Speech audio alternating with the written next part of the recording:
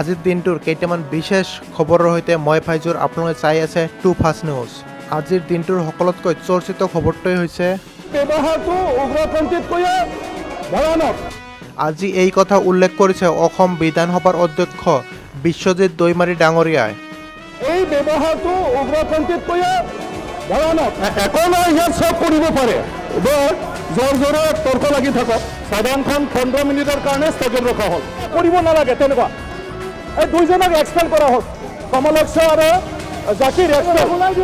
তাৰ পিছৰ খবৰটো হৈছে প্ৰধানমন্ত্ৰী কৃষক সন্মান নিধিৰ কেলেংকাৰী। CBI তদন্তৰ দাবীত কংগ্ৰেছে উত্তাল কৰিলে বিধানসভা।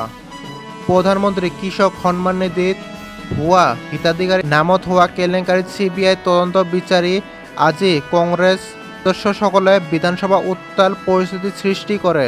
তাৰপিছৰ খবৰটো হৈছে আজি সকলোতকৈ ডাঙৰ খবৰটো হৈছে এইটো যে পাকিস্তানে ভাড়া দিব প্ৰধানমন্ত্ৰীৰ চৰকাৰী বাসগৃহ। যিটো বাসগৃহত পাকিস্তানৰ প্ৰধানমন্ত্ৰীগৰাকী থাকে সেইটো ঘৰে এতিয়াৰ পৰা ভাড়া দিয়াৰ প্ৰস্তুতি চলাইছে। তাৰপিছৰ খবৰটো হৈছে 1 ছেপ্টেম্বৰৰ পৰা আৰম্ভ হ'ব 22,921টা শিক্ষকৰ পদ নিযুক্তিৰ প্ৰক্ৰিয়া। ৰাজ্যিক কেবিনেটৰ গুৰুত্বপূৰ্ণ সিদ্ধান্ত। তাৰপিছৰ খবৰটো হৈছে এতিয়াৰ পৰা ঘুষ লোৱাটো নহয়, ঘুষ দিয়াটোৱে হ'ব ডাঙৰ অপৰাধ। কিয়নো আজি এজনে ঘুষ দিবলৈ গৈ ৰঙাঘৰৰ আলহী হ'ল। এটা ইনকাম চাৰ্টিফিকেট বিচাৰি গৈ এতিয়া হ'ল ৰঙাঘৰৰ আলহী। দিনৰ প্ৰায় 2মান বজাত এটা ঘটনা দৃষ্টিগোচৰ কৰালে। আমাৰ নাটমণ্ডল এগৰাকী ঘুষ দিব বিচাৰিছিলে ইনকাম চাৰ্টিফিকেট এখন ওলোৱাৰ বাবদ।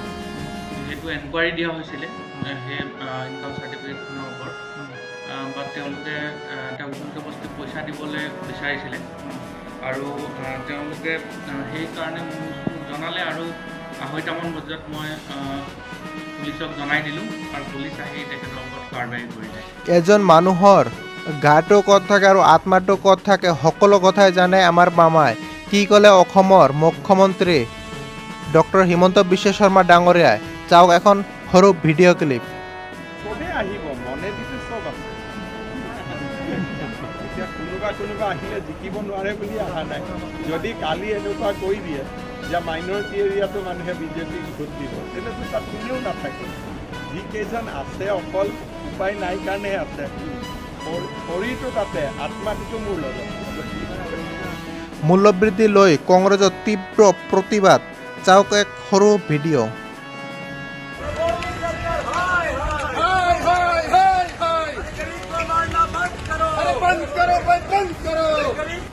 গাঁও অঞ্চলৰ নতুন নিয়ম নীতি লৈ কি ক'লে অখিল গগৈ ডাঙৰীয়া।